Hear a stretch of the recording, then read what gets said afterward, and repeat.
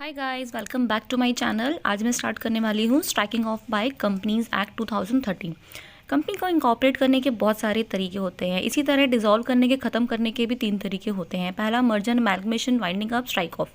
आज हम strike off के बारे में बात करने वाले हैं। स्ट्राइक ऑफ एक ईजी एग्जिट रूट होता है कंपनीज़ के लिए। दूसरा, ये एक शॉर्ट प्रोसीजर होता है as compare to merger, amalgamation, winding up. ये लॉन्ग प्रोसीजर्स होते हैं कंपनीज़ को वाइंडिंग अप करने के लिए। इसके बाद हम बात करने वाले हैं सेक्शन 248 की। सेक्शन 248 में 2 सब सेक्शंस हैं। पहला है 248(1), 248(2). अब हम बात करते हैं 248 सेक्शन 1 की। ROC on its own strike off कर दे कंपनी को। 248(2) में है company on its own apply करेगी स्ट्राइक ऑफ करने के लिए आरओसी को। 248 सब सेक्शन 1, इसमें आरओसी को खुद लगता है। इसमें कोई भी एप्लीकेशन नहीं फाइल करता है, आरओसी को खुद लगेगा। 3 काम अगर आरओसी को लगते हैं ABC, तो आरओसी स्ट्राइक ऑफ कर देगा। सेकंड में है कंपनी को खुद लगता है कि अब हमें स्ट्राइक ऑफ करवाना चाहिए, डिफंक्ट कंपनी या डोमिनेंट कंपनी का स्टेटस लेना चाहिए, तो आरओसी को अप्लाई करेगा स्ट्राइक ऑफ के लिए। नेक्स्ट पॉइंट हम स्टार्ट करने जा रहे हैं सेक्शन 248 सब सेक्शन 1 से। इसका टॉपिक है स्ट्राइक ऑफ बाय आरओसी।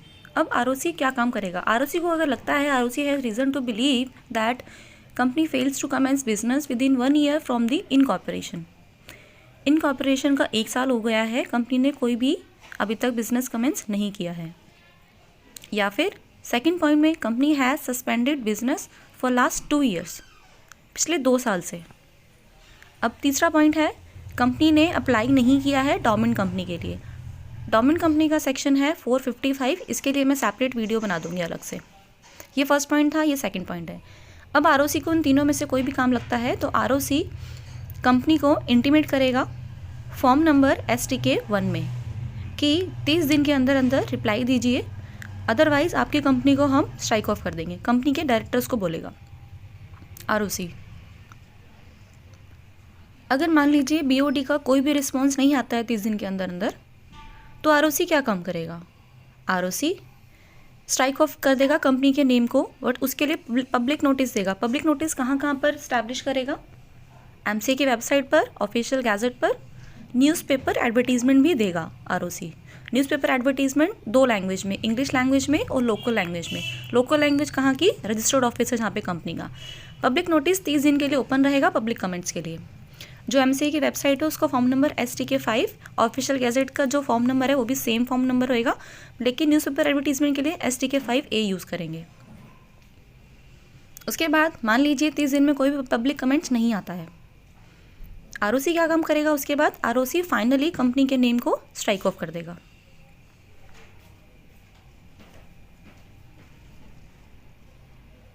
ये स्ट्राइक ऑफ हो गया कंपनी।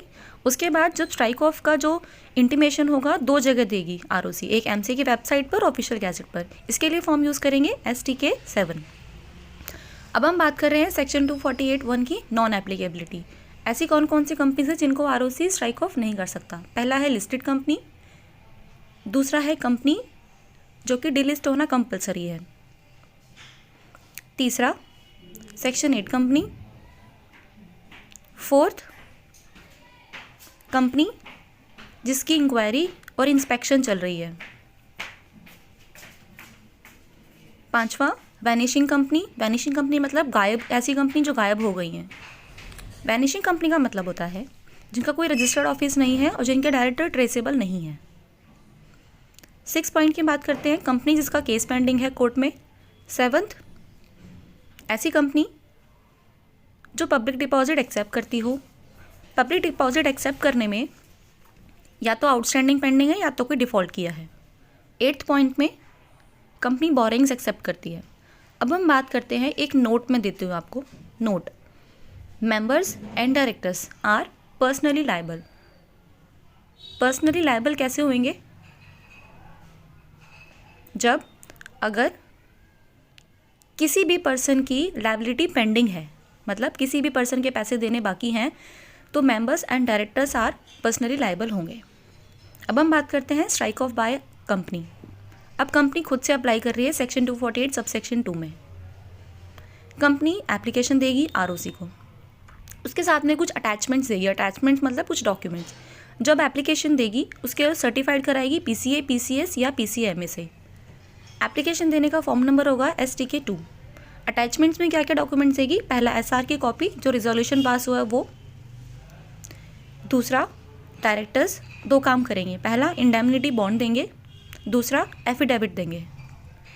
इंडेमनिटी बॉन्ड देंगे STK 3 में, एफिडेविट देंगे STK 4 में। अब ROC पब्लिक नोटिस जारी करेगा, कहाँ कहाँ पर? MCA की वेबसाइट पर, ऑफिशियल गैजेट पर।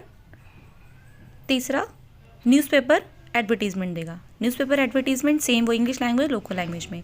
पब्लिक कमेंट्स के लिए 30 दिन के ओपन रहेंगे। जो पब्लिक न्यूज़पेपर एडवर्टीजमेंट और ये सब देगा STK 6 में देगा। मान लो 30 दिन में कोई ऑब्जेक्शन नहीं आया तो ROC स्ट्राइक ऑफ कर देगा कंपनी के नेम को। कहाँ का पब्लिश करेगा? MCA और ऑफिशियल गैजेट पे। फॉर्म यूज़ करेगा STK 7। अब हम बात करते हैं नॉन एप्लीकेबिलिटी और सेक्शन 248 सबसेक्शन 2।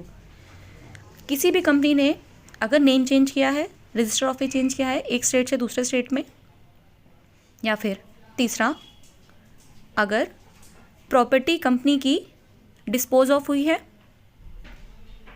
4th पॉइंट है, या किसी कंपनी का वाइंडिंग अप हुआ है, 5th पॉइंट है कॉम्प्रोमाइज़ अरेंजमेंट हुआ है।